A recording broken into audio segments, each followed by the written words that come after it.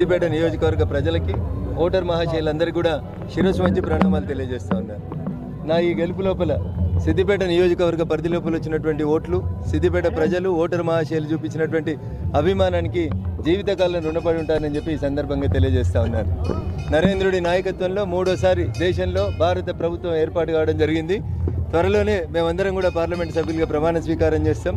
తెలంగాణ ఉద్యమకారుడిగా, తెలంగాణ బిడ్డగా ఈ గడ్డకు రావాల్సినటువంటి ప్రతి అంశం విషయంలో, ప్రతి సమస్య విషయం లోపల రఘునందన్ ఎట్లయితే వాయిస్ ఆఫ్ వాయిస్లెస్గా తెలంగాణ శాసనసభలో పేద ప్రజల గొంతును వినిపించిండో, అట్లే భవిష్యత్తులో భారత పార్లమెంట్లో కూడా మెదక్ పార్లమెంటు కీర్తి ప్రతిష్టలను పెంచుతానని, ఈ ప్రాంత సమస్యలన్నింటినీ స్పష్టమైనటువంటి అవగాహన కలిగినటువంటి వ్యక్తిగా పరిష్కరించేందుకు నా శాయశక్తుల కృషి చేస్తానని చెప్పి ఈ సందర్భంగా తెలియజేస్తూ, నా ఈ విజయంలో సూర్యునితో పోటీపడి నాకంటే వేగంగా పనిచేసినటువంటి మా బూత్ కమిటీ అధ్యక్షులకి, శక్తి కేంద్రాల ఇన్ఛార్జీలకి, భారతీయ జనతా పార్టీ